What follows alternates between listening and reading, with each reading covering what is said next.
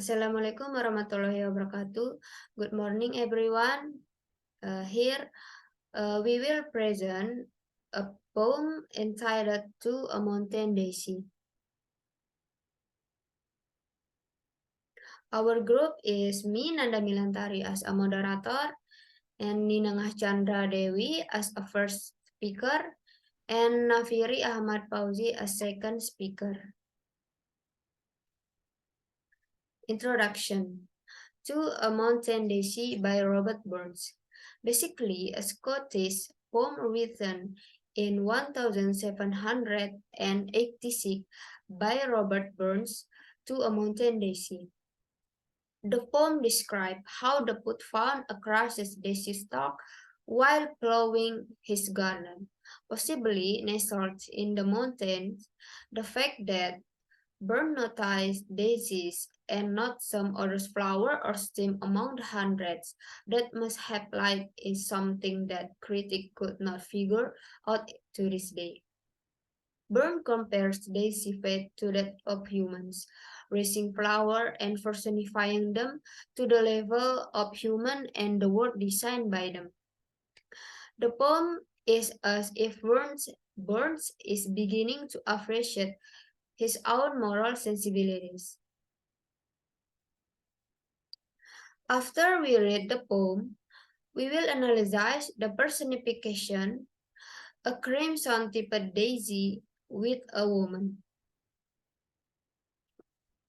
So, this is a poem by Burns, and we have also identified the personification of each stanza. For example, in the first stanza, the red writing is a personification, and then it will be delivered specifically by Chandra. So time is yours. Okay, thanks for moderator. I will explain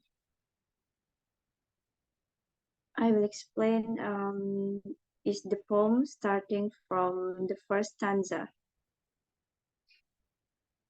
The first stanza, we modest crimson type floor, toes meet me in a Eiffel hover, or I mon crush among the store.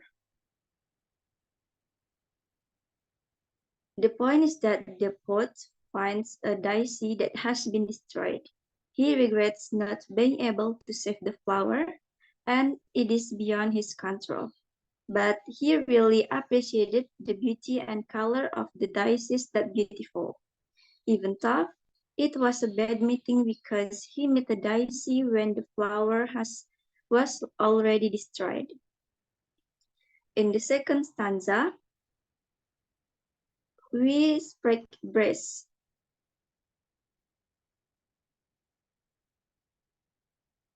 It is clear that the poet remembers a woman. When she sees a daisy, he compliments the flower's breast and body, which is quite odd because it considers flowers to be a woman, and attributing the beauty of the same body to daisy is rather rare. Now, in the third stanza, in the sentence, but cheerfully you sparkle in the midst of the storm.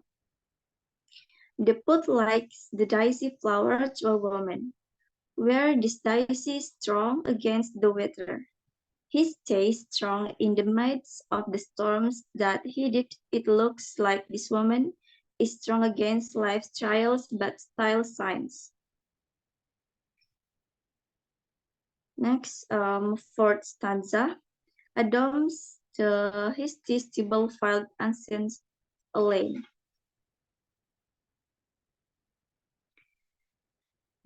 It's as if this poet can understand how a flower or woman is feeling because no one understands how she feels in dealing with life because she can only lie to cover her pain because no one can understand her feelings.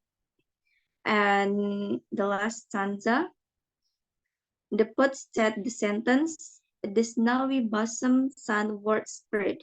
He states that the sun is imagined by a Daisy imagined as a woman. He is like the sun standing upright with his head raised, strong and upright. And in the sentence, but now the stair upstairs, thy bed and low tallest. In this sentence seems to say but at on time the woman lied that she was fine. She was to cover the tears that were running down her face due to the injuries she had sustained. I think that's all from me. Back to moderator. Okay, thanks, Chandra. And the last one, conclusion, will be delivered by Nafiri Ahmad Fauzi. Time is yours. Okay, thanks to moderator for giving my time.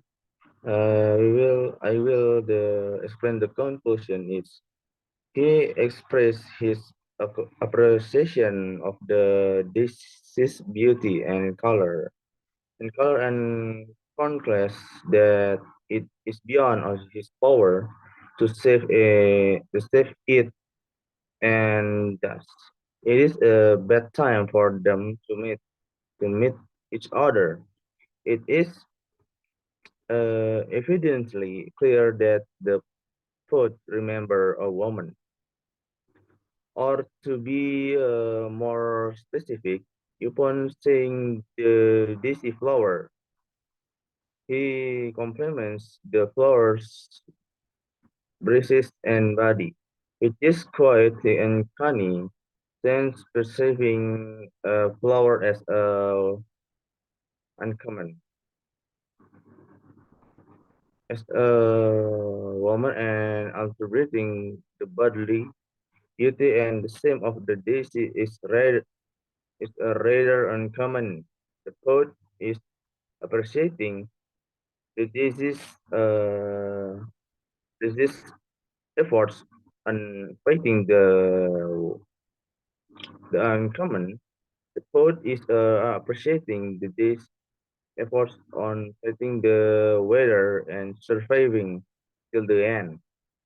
Just like Mike have tried to, according to his imagination, the poet states is his imagination standing alone in a last populating field. That the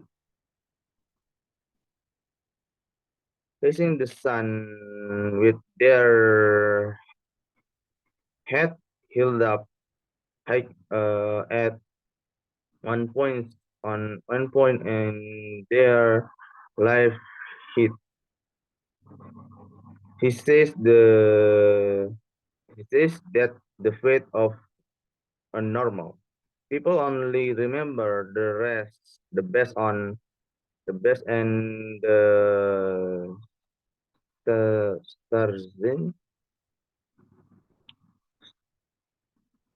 Stan Stanzan so mention and elaborate on the discourse of the faith as perceived by the poet. Okay, thanks for okay, that's all from me. Back to moderator. Okay, thanks, Nafiri. And then that's the presentation from our group. If there are mistakes, we apologize. Thank you, guys. Assalamualaikum warahmatullahi wabarakatuh.